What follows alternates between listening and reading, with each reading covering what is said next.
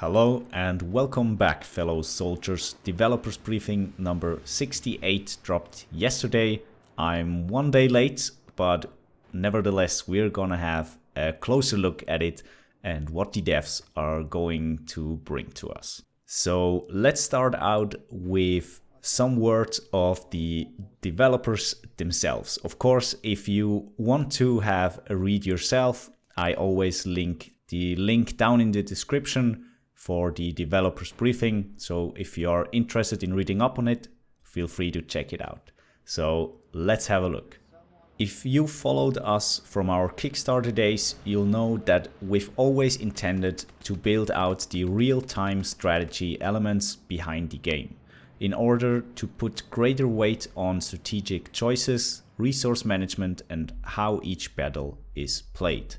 This is why we are now excited to start unveiling some of the new mechanics we've had on the back burner for the last 6 months. That's how the developers are opening the 68 developers briefing.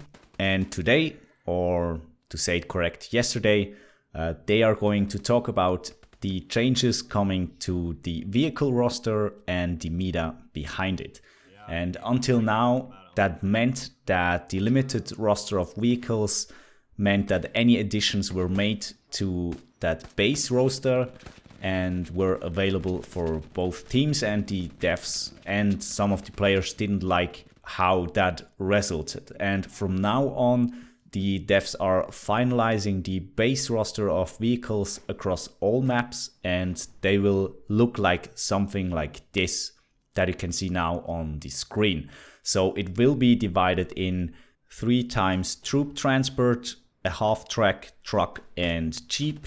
Yes, we are going to get jeeps, sweet cheeses. 2 times supply vehicles, that would mean 2 supply trucks. 3 times medium tanks, 3 75mm M4A1 Shermans, and 1 light tank, a Stuart one. And on the other side, that would mean 3 troop transport, 2 half-tracks, and 1 Kubelwagen, and 2 supply vehicles, 2 supply trucks, 2 medium tanks, that means 2 Panther IVs, and 1 heavy tank, that would be the Panther. And the devs want to note here that it is important that the numbers will vary per force, and that's because the devs are keen on to reflect asymmetrical balance present in the war back then.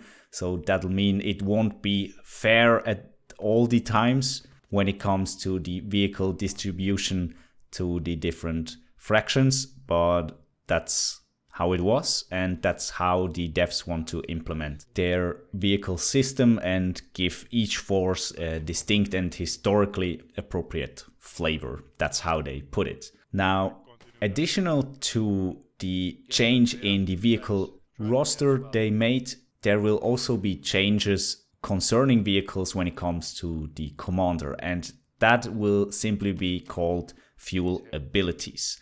And that means from the next update onward, the commander will have the ability to select specific vehicles to spawn from each of their respective categories. So that'll mean each vehicle will cost a different amount of fuel, and each has a cooldown to stop a commander from cheesing the mechanics by draining the entire fuel resource.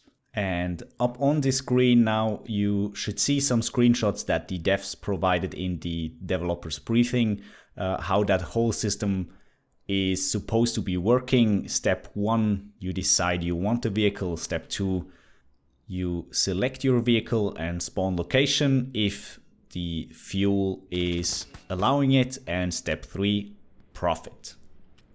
And like that, the commander will be able to spawn vehicles as he wants them to spawn. He can also select the specific position that he wants it to spawn at the HQ, and that way he can also play different strategies by choosing different vehicles to spawn. So if it's a map that is more suited for light armored vehicles that are faster and easier to navigate, the commander is probably going to play a strategy that includes more of those vehicles.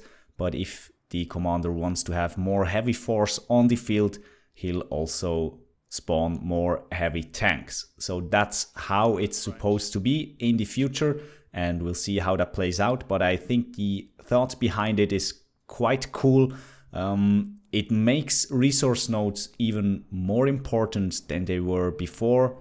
Until now, we had to have fuel resource nodes so that the vehicle roster just respawns. But from the next update on, the commander has to manage the fuel amount and therefore also has to think twice on what he is going to spend the precious fuel. So it will be more important in the future that squads also place down resource nodes to help out the commander to get the vehicles that he wants to put on the battlefield. Now, the first vehicles that will be added to the commander's array will be, according to the dev briefing, the Recon vehicles that will also be available from the next update on, and they will be available for both teams. And in addition to this, the heavy tanks for both teams, so that means the Tiger 1 and the Jumbos, have been moved to the spawn array too. And the devs also tell that over the upcoming month, they'll slowly be replacing the base roster with much more, how they call it, vanilla everyday variants, and are moving the more powerful, interesting vehicles to the commander's array, so the commander has the power in spawning those vehicles. And to finish these developers briefings, the devs say, "We are also keen to assure you that this is still just the tip of the iceberg of what we have planned for Hell Let Loose. There are many more real-time strategy changes and additions to come as we rework the supply, ammo and resource metagame."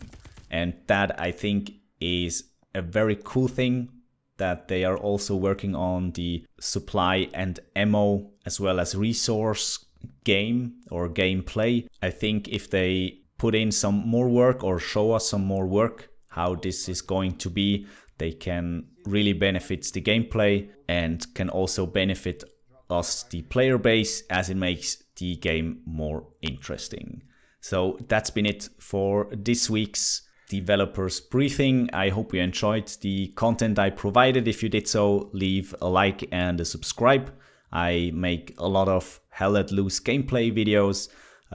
You've probably noticed I haven't uploaded that much the last time since all that Corona stuff happened, so I won't be able to upload that regularly anymore, but of course I'll try to. If you have a specific wish on what you want to see in future videos or in future gameplays or stuff you want me to try, leave me a comment down below and I'll see if I can make something out of it. Now, enough said. Stay safe out there and I'll see you on the battlefield.